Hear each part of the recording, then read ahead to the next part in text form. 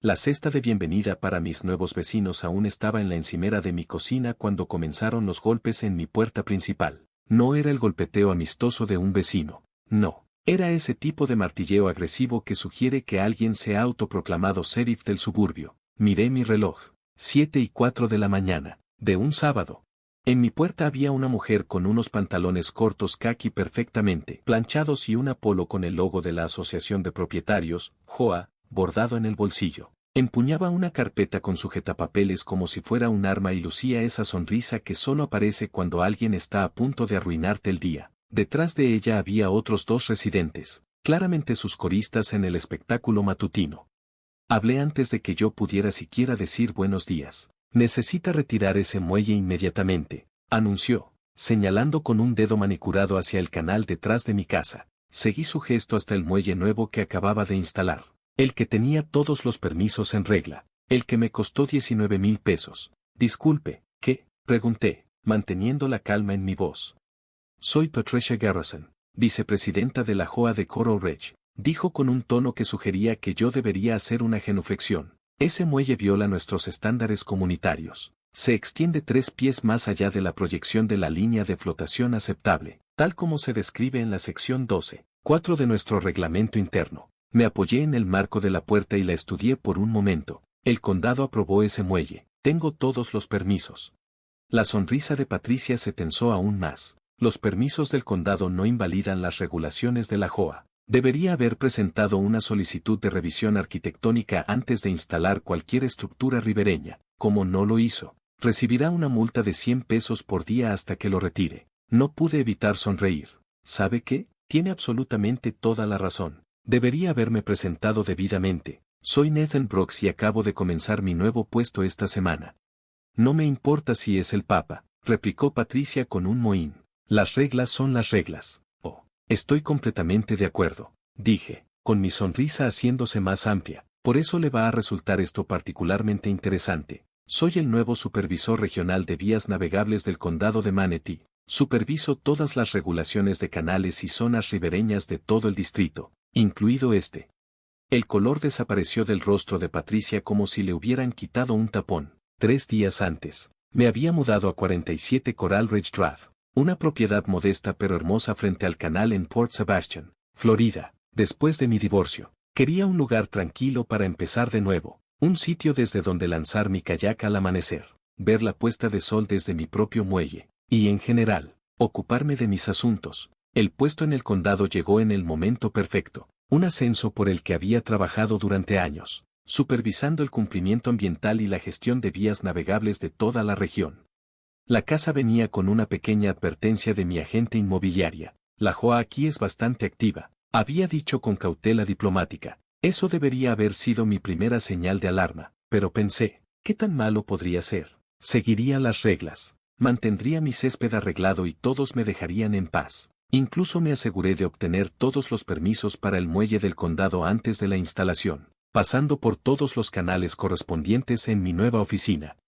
Con lo que no había contado era con Patricia Garrison, cuya reputación conocería muy pronto. Había estado aterrorizando Coral Ridge durante 3 años, midiendo la altura del césped con una regla, poniendo citaciones por buzones del tono de beige incorrecto, y una vez, en un hecho famoso, intentando multar a un residente por tener demasiadas mariposas en su jardín porque atraían fauna no deseada. Para el segundo día en mi nueva casa, Patricia ya había dejado 3 citaciones en mi puerta. La primera era por brillo vehicular excesivo, porque mi camioneta estaba recién lavada y aparentemente reflejaba demasiada luz solar. La segunda alegaba que mis cubos de basura eran visibles desde la calle durante 7 minutos más de lo permitido. La tercera era por alimentación no autorizada de fauna silvestre porque tiré un poco de pan a los patos en el canal. Intenté ser razonable, lo intenté de verdad. Fui a su casa esa tarde con una botella de vino como ofrenda de paz, esperando poder empezar de cero. Ella abrió la puerta, echó un vistazo al vino y me informó que la exhibición de alcohol estaba prohibida por la JOA, a menos que fuera durante eventos sociales aprobados. Esto es un evento social, señalé. Estoy siendo sociable. Ella respondió fotografiando mi muelle con un teleobjetivo y murmurando algo sobre el espaciado incorrecto de los pilotes. La mañana siguiente, escaló. Me desperté y descubrí que había envuelto mi muelle con cinta de precaución amarilla como si fuera una escena del crimen. Un aviso laminado estaba sujeto con bridas a los pilotes, declarándolo un peligro de navegación y bajo revisión de la JOA. Fue entonces cuando decidí investigar un poco. Resultó que la interpretación que Patricia hacía de las normas de la JOA era, en el mejor de los casos, creativa. La mitad de las reglas que citaba no existían. La otra mitad aparentemente las había modificado ella misma sin la aprobación adecuada de la Junta. Había estado dirigiendo su propio pequeño reino, y nadie la había desafiado porque los costos legales no valían la pena para la mayoría de los residentes. Pero Patricia había cometido un error crítico. Había buscado pelea con alguien que realmente entendía la ley de vías navegables. Empecé enviando un memorándum formal en el membrete oficial del Departamento de Vías Navegables del Condado a toda la Junta de la JOA. El asunto decía, aviso de interferencia ilegal con estructura marítima aprobada por el condado. Detallé cómo las acciones de Patricia violaban 3 estatutos estatales y 2 regulaciones federales de vías navegables. También señalé que cualquier intento de restringir el acceso o dañar un muelle permitido podía resultar en cargos criminales. El presidente de la JOA, un hombre nervioso llamado Roger, que sobre todo quería evitar conflictos, convocó una reunión de emergencia esa noche. Patricia apareció vistiendo lo que solo puedo describir como su traje de poder. Un blazer con hombreras que no estaban de moda desde 1987. Se puso de pie inmediatamente cuando entré. Este hombre está intentando intimidar a la Junta con su supuesto cargo, anunció a la sala, donde había unos 20 residentes. Saqué con calma mis credenciales y mi placa. No estoy intentando nada. Les estoy informando de que su vicepresidenta está exponiendo a esta JOA a una responsabilidad legal significativa. ¿Cómo se atreve a amenazarnos?, dijo Patricia con una voz que podría cortar la leche. No estoy amenazando a nadie, respondí ecuánime. Les estoy explicando que el condado tiene regulaciones muy específicas sobre el acceso a vías navegables. Mi muelle cumple cada uno de los requisitos. Sin embargo, su acoso a una estructura permitida viola la ordenanza 762. 5.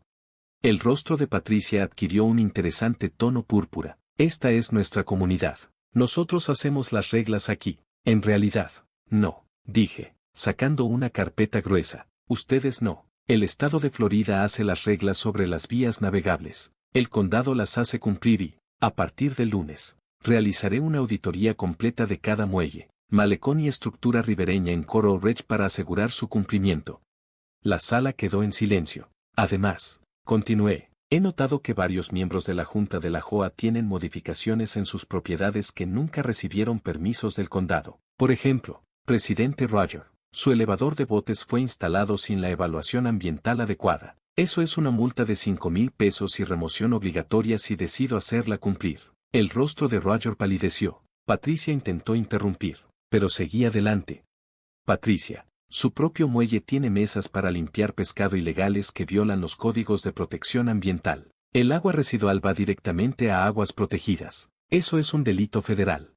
La sala estalló. Los residentes comenzaron a gritar preguntas. Patricia intentó mantener el control, golpeando con un mazo que aparentemente había traído de su casa, pero el daño estaba hecho. Todos se dieron cuenta de repente de que su tirana ribereña había estado aplicando reglas inventadas mientras violaba las reales.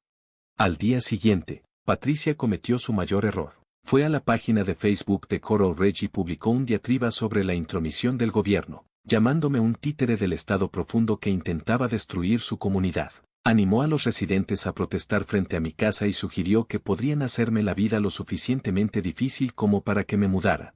Lo que Patricia no sabía era que incitar al acoso de un funcionario público en el desempeño de sus funciones legales es un delito que la oficina del sheriff del condado se toma muy en serio. Para el mediodía, 2 agentes estaban en la puerta de Patricia con una orden de cese y desista. Para las 3 p.m., la oficina del abogado del condado le había enviado un aviso formal de acción legal pendiente. Para las 5 p.m., Patricia había recibido una demanda personal mía por difamación, acoso e infligir intencionalmente angustia emocional. La auditoría que realicé la semana siguiente reveló 43 violaciones en la comunidad, siendo la propiedad de Patricia la que más tenía, con 17. Las multas totalizaron $38,000 solo para ella. En la reunión de emergencia de la JOA ese viernes, la Junta votó unánimemente para remover a Patricia de su cargo. Ella se puso de pie. señaló a cada miembro de la junta y los declaró a todos traidores a la comunidad. Roger realmente tuvo que llamar a seguridad cuando se negó a irse e intentó encerrarse en el baño del clubhouse.